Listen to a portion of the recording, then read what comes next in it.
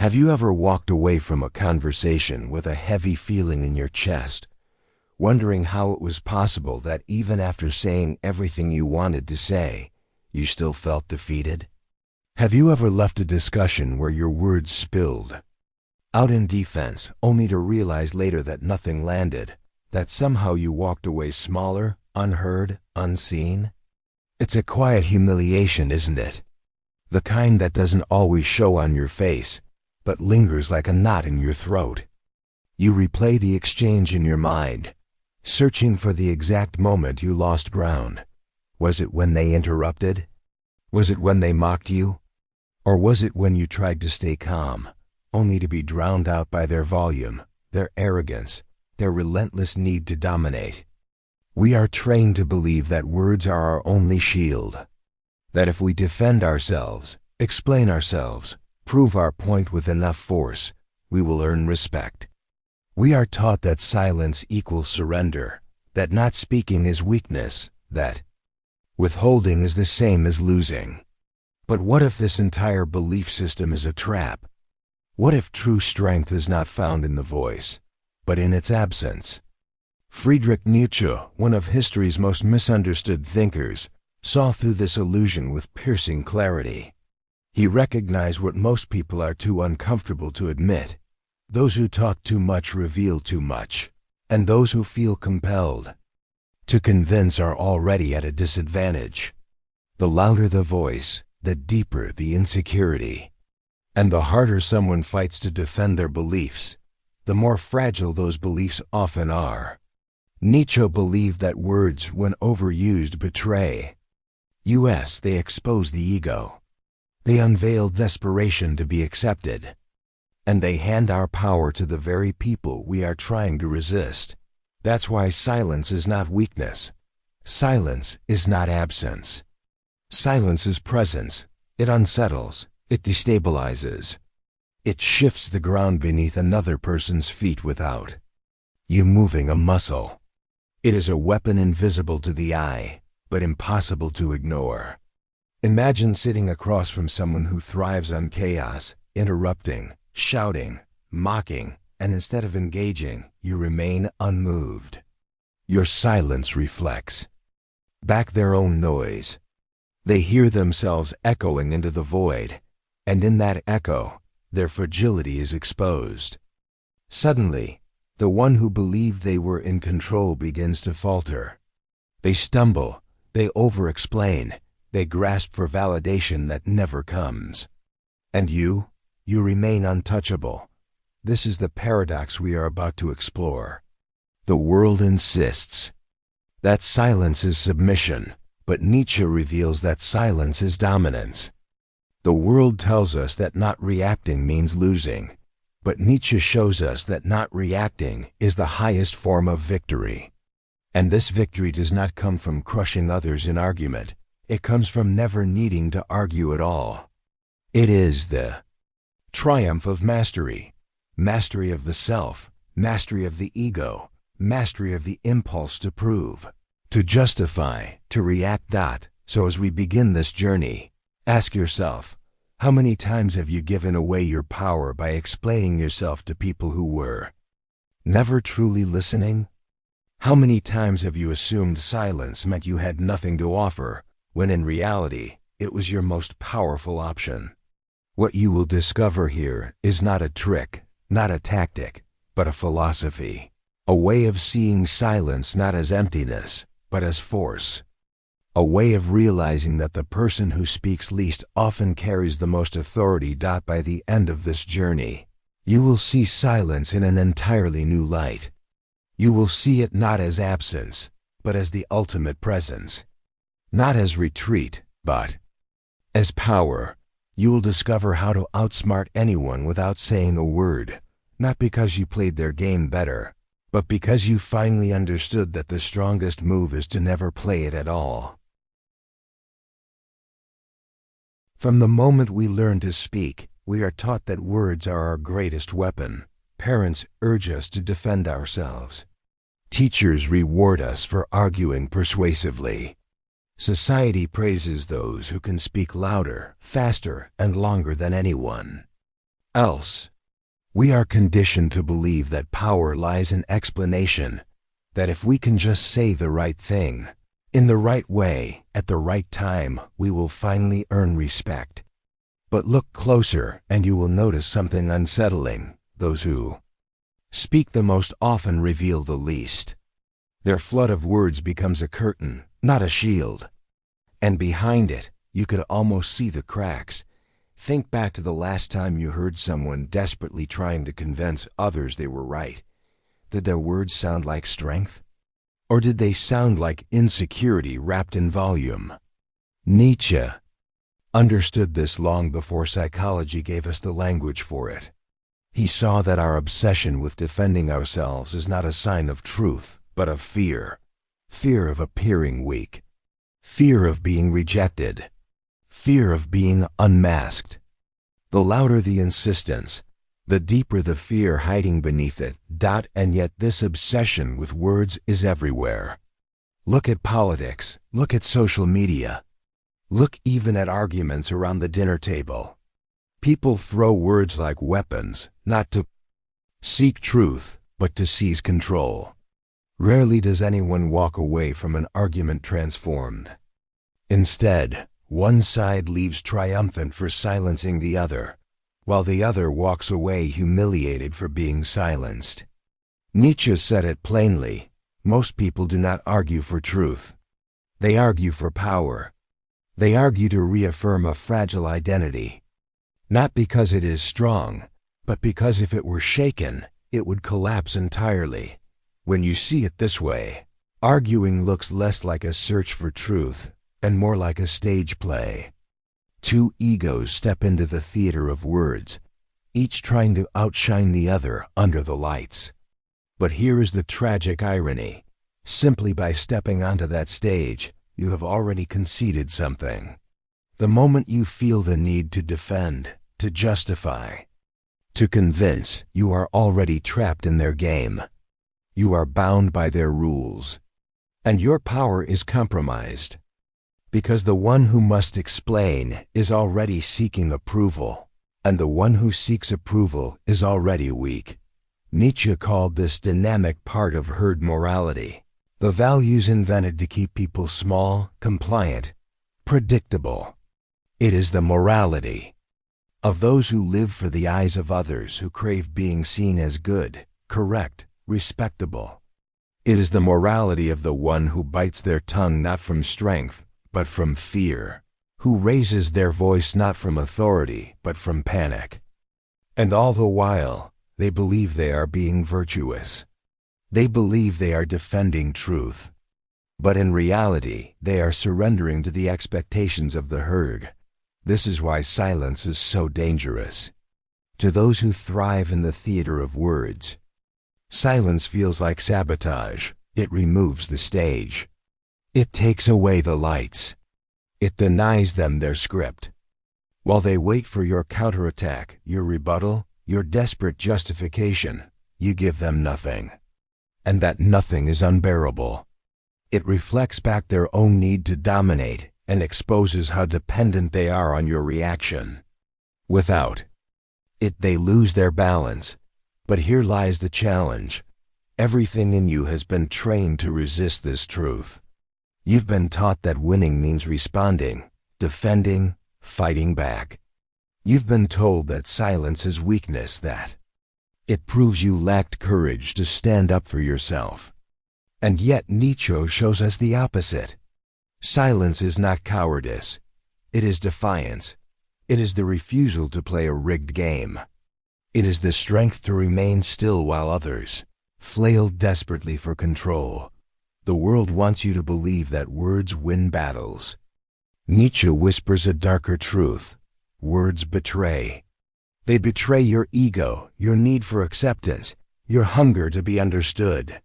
They show your hand. Silence, on the other hand, conceals it. Silence keeps your power intact. And this, more than anything, is what unnerves those who depend on noise.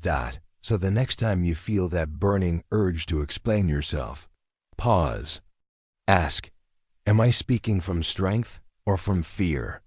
Am I defending truth or defending my ego. Once you see that the endless need for words is not strength but insecurity, you will understand why Nietzsche believed silence is not emptiness. Silence is presence in its purest form, and this is where the journey deepens. Because silence is not just withholding words, it is wielding power. In the next part, we will see how silence shifts from passivity to presence, from something mistaken as weakness to something that radiates strength. Once you see silence this way, you will never enter a conversation the same again. We are taught to think of silence as a void, as nothingness, as the absence of power. But what if silence is not empty at all? What if it is the heaviest presence in the room, louder than any shout, sharper than any argument? Think back to the last time you faced someone who simply refused to react. Their stillness unsettled you, didn't it? You wondered what they were thinking, what they might say, what hidden strength they were holding back. That is not a coincidence. Silence is not absence, it is pressure. It presses on the other person, forcing them to confront themselves. And, for most people, that confrontation is unbearable. Psychologists have long noted that silence in conflict often feels like judgment. When someone is speaking with intensity and the other remains quiet, the speaker begins projecting their own doubts into that void. They ask themselves, do they see through me? Did I just reveal too much? Are they silently condemning me? The absence of reply becomes louder than any words could have been. The brain races to fill the gap, and in doing so, uncovers insecurities that might otherwise have stayed hidden. Silence destabilizes because it strips away control. And nothing terrifies human beings more than losing control. Nietzsche saw this truth long before psychology gave it a name. He believed most people are enslaved by their impulses. They react, they defend, they explain, because they cannot bear the idea of being misunderstood. Their ego screams for validation, and in obeying that scream, they expose their chains. The superior individual, however, does not rush to explain. He does not scramble to defend. He allows himself to be misunderstood. He allows judgment. He even allows rejection. And in that willingness lies an authority that no argument could ever create. This is why silence is not passive. It is not retreat. It is mastery. Imagine two people in conflict, one shouting desperately to be heard, the other calm, unmoved, silent. Who holds the power? True presence does not need constant assertion. It needs only the refusal to be dragged into chaos. Nietzsche's vision of the Übermensch captures this perfectly. The one who rises above the herd does not need applause, agreement, or recognition. He does not fight for validation because he has already transcended it. His silence commands more respect than 100 arguments because it radiates self-mastery. Each pause becomes intentional. Each absence of reaction reminds the world that he does not play by its rules. Think also about manipulators. Their tactics thrive on your reaction, your defensiveness, your emotional outbursts, your desperate attempts to explain yourself.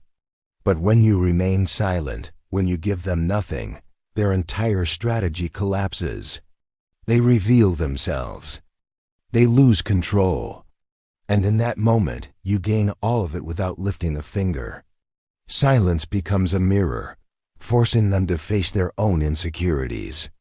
And for many, that is intolerable. But here lies the true challenge. Silence unsettles, not only others, but also you. To remain quiet when your ego is begging you to defend yourself is one of the hardest disciplines you will ever face. It feels unnatural, even painful, because you were raised to believe silence is weakness. To resist that conditioning requires a higher strength. It takes the courage to be misunderstood, to let others think they have won, while you remain untouchable. And this is why silence, in Nietzsche's philosophy, is not a lack of power, it is power in its purest form. It is the presence of someone who no longer needs to prove, who no longer begs for recognition, who no longer dances to the tune of approval. That kind of presence radiates authority. It changes the atmosphere. It forces others to adjust to you, instead of you adjusting to them. So the next time you find yourself in the fire of a conversation, remember, silence is not emptiness. It is not a submission. It is presence. And presence unsettles, destabilizes, commands. Nietzsche understood with piercing clarity that in a world addicted to noise, the rare individual who masters silence becomes impossible to ignore. But presence alone is not enough. Silence is raw power, but it must be shaped, refined, and wielded with precision. In the next part, we will explore how silence can move beyond philosophy into strategy, how it becomes a weapon that disarms, disrupts, and dominates without ever needing a single word. Silence is not a single act. It is not merely the refusal to speak. Silence, when mastered, is a weapon with many edges, each sharper than words could ever be. To use it well, you cannot treat it as passivity or avoidance. You must see it as strategy, as a deliberate choice that transforms you from being just another voice in the crowd into the gravitational center around which all voices orbit. Nietzsche did not admire silence because it was comfortable. He admired it because it was dangerous. And if you wish to embody that danger, you must learn to wield silence like a craftsman wields his tools. Deliberately, precisely, with intent. The first weapon is resistance. Imagine someone attacks you with mockery, insults, or provocation, hoping to corner you into defending yourself. Every cell in your body will ache to respond. Your chest will burn, your tongue will sharpen, your ego will beg for retaliation. But this reflex to react is poison. It shows you are still under their control. Silence in that moment is not weakness. It is dominance. It declares, your words cannot reach me. And that refusal steals their power before they even realize it. Second weapon is observation. While others rush to fill the air with their voices, the silent one listens. But this is not waiting politely for a turn to speak. It is deliberate, calculating, predatory. You hear the cracks in their arguments, the hesitation in their tone, the fear hidden beneath their bravado. You watch the flicker in their eyes, the subtle contradictions that betray insecurity. This is active silence, collecting data, storing it, preparing. And when the moment comes to speak, if you even need to, you strike with devastating accuracy. Often, you don't need to strike at all. Simply knowing more than they realize gives you the upper hand. The third weapon is time. Most people cannot endure silence. They rush to fill it because the tension is unbearable. But tension is power. When you allow silence to stretch, you allow that power to build. Imagine someone asks a loaded question, designed to trap you. Instead of answering quickly, you pause. A long, deliberate pause. Each second feels like an eternity to them. Their own thoughts begin to betray them. They second-guess, they fumble. They reveal weakness without you moving a muscle. A pause, when sharpened, is a blade drawn slowly. It cuts not through words, but through anticipation. The fourth weapon is unpredictability. Once you master silence, no one can read you. They don't know if you will respond, or when, or how. This uncertainty makes them cautious. They measure every word, every move, because they cannot predict your reaction. And caution shifts the balance of power. They are no longer free. They are adjusting to you. You set the rhythm. They scramble to follow a beat they cannot hear. The fifth weapon is precision speaking. Mastery of silence does not mean you never speak. It means you speak so rarely and so deliberately that when you do, your words land with crushing force. A single sentence, delivered after long silence, can dismantle an entire argument. It arrives not as chatter but as revelation. Nietzsche reminds us the higher individual wastes no words. He speaks only when silence has already done its work, and when he finally breaks it, his words fall like hammers. Picture this. An argument has raged around you. Someone has hurled every word they could, desperate to provoke you. You remain silent. They become louder, more frantic, more reckless. And then, at the perfect moment, you deliver a single line. The room goes still. Your words strike not because they are clever, but because they are rare, and behind them lies the weight of all the silence that came before. This is the ultimate weapon, not abundance of speech, but scarcity. Not noise, but timing, but to wield these weapons you must train yourself. You must kill the conditioning that tells you to react instantly, to explain endlessly, to fear silence as a void. You must embrace it as an art, as a discipline. For when silence is used with intent, it is not absence, it is architecture. It shapes the space, it unsettles, it intrigues, it forces others to bend around you. This is the silence Nietzsche admired, not the silence of cowardice or withdrawal, but the silence of danger restrained. Yet, here lies the warning, not all silence is strength. Some silence is submission. Some silence is fear in disguise. And if you confuse one with the other, you may surrender your power without even noticing. In the next part, we confront this darker side of silence, the moments where what feels like maturity is actually a trap. Because if you mistake cowardice for strategy, not only will you fail to command respect, you will become the perfect target for domination. And Nietzsche had a brutal warning for those who live this way. Not all silence is strength. This is the hard truth most people avoid, because it forces them to confront how often they've surrendered without even noticing. Silence can shield you, but it can also chain you. It can be a weapon, or it can be a leash, and the difference lies in one brutal question. Are you choosing your silence, or is silence choosing you? Think of the times you bit your tongue not out of wisdom, but out of fear. The arguments you avoided not because you had mastered your emotions, but because you doubted your worth.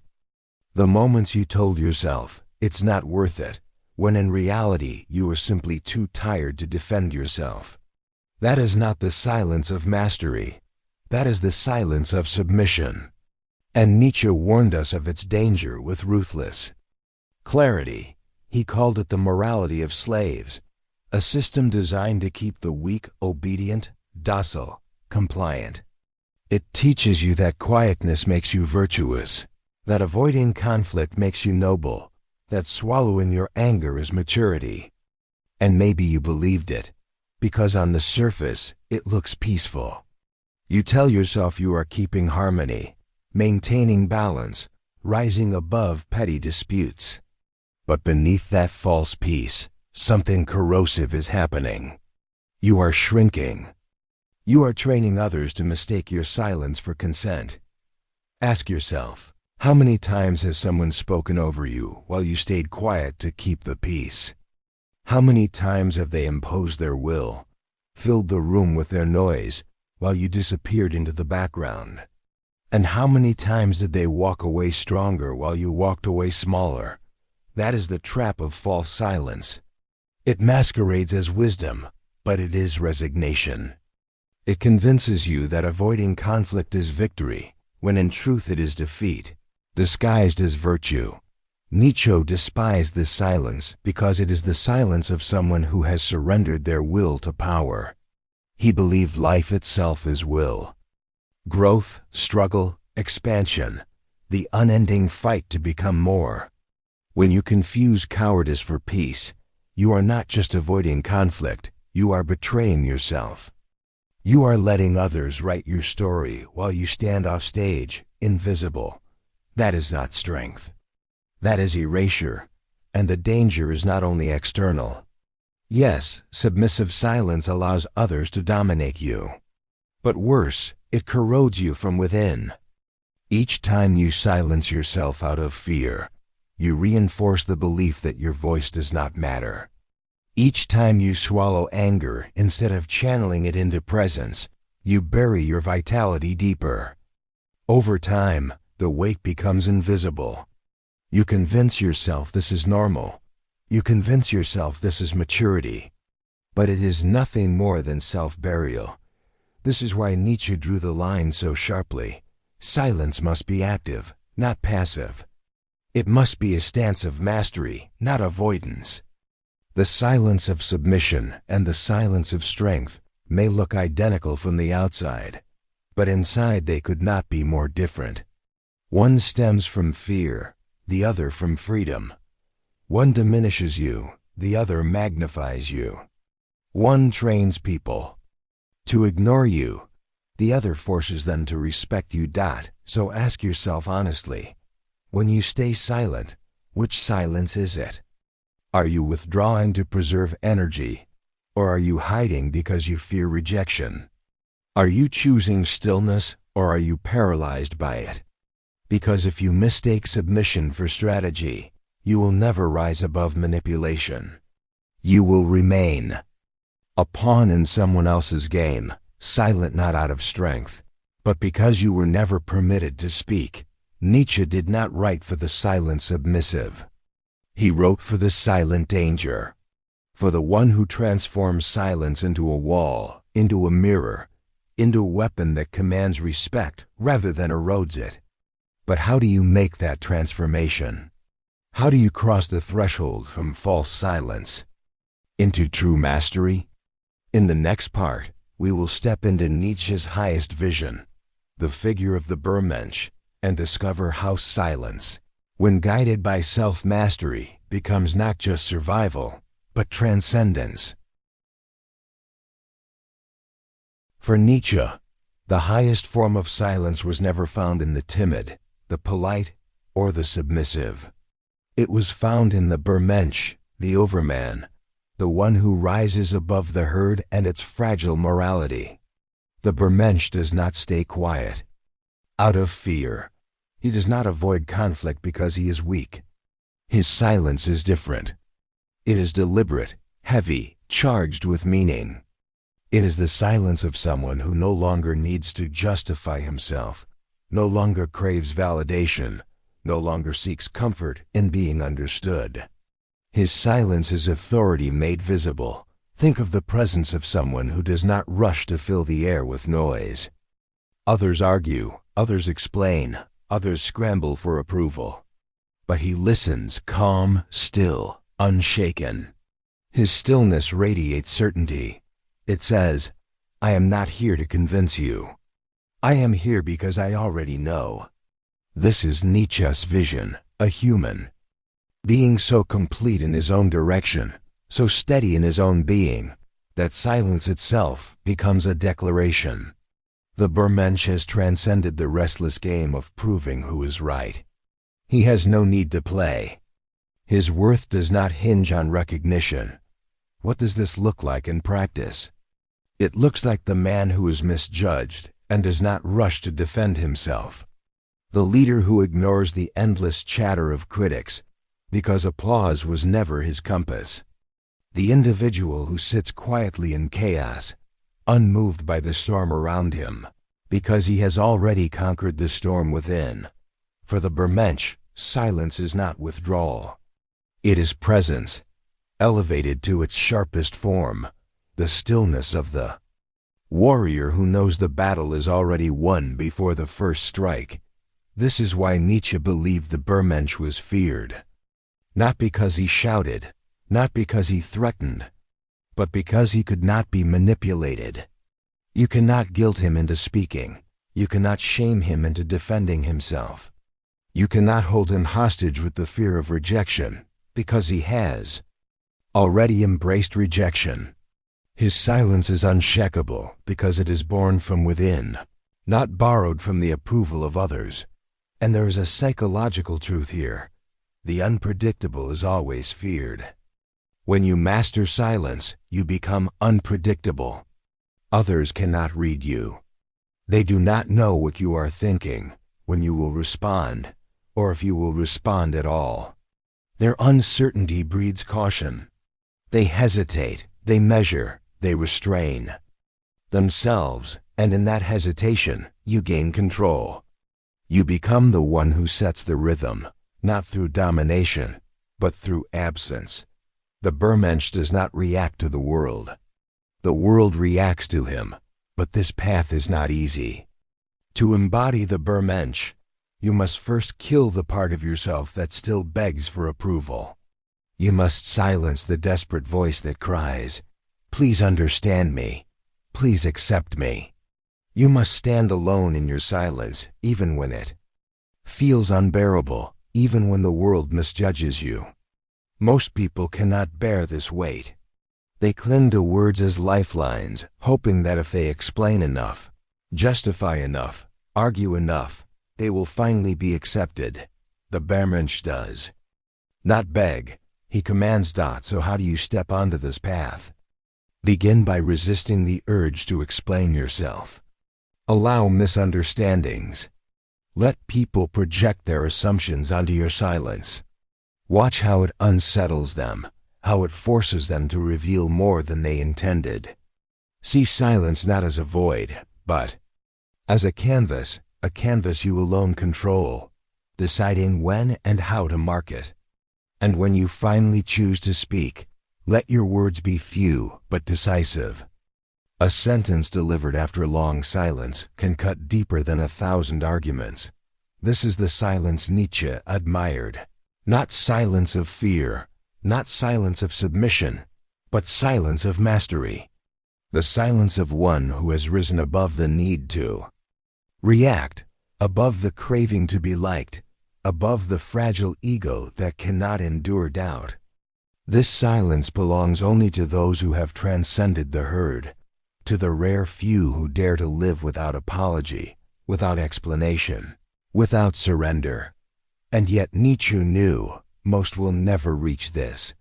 Most will live and die in the prison of needing approval. But you, yes, you are here because some part of you refuses that prison. Some part of you longs for the strength that does not shout, but commands. And that strength lies within your reach.